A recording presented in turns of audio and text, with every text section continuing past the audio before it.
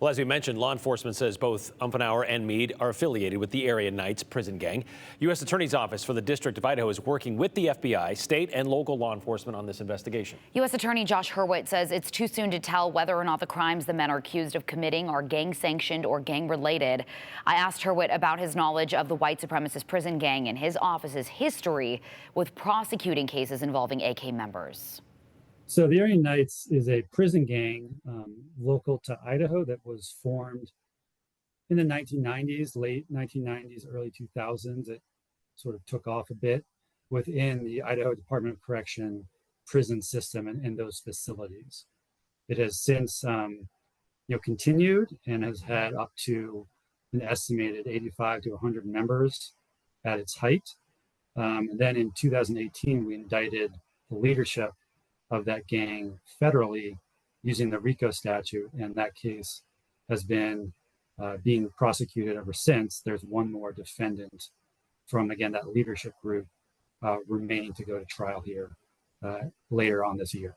They were a very violent gang. We do think that the indictment, again, back in 2018, which charged 10 of the leadership of the gang, had an effect in splintering up the organization, but not completely, as is evident from continued membership of folks in the AK.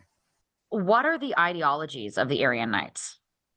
So at its core, it is a white supremacist gang that only allowed white members and subscribed to white supremacist ideologies and targeted, because of that, inmates from minority communities or other marginalized communities within the IDOC system. Is it understood that AK operates both inside Idaho Department of Correction facilities and outside facilities? That's been our experience. The gang formed, within the prison walls, for the most part. But, as happens, different inmates are released at different times after doing their time. They continued to associate. And then they also used associates on the outside for example, the drug smuggling activities that I mentioned was going on at the time of our indictment. U.S. attorneys' cases involving Aryan Knights also involve allegations and convictions of extortion, violent assaults, gambling in prison, and drug smuggling, as you just heard. Like many gangs, Hurwit says AK has a hierarchy, and sometimes leaders pull people in involuntarily.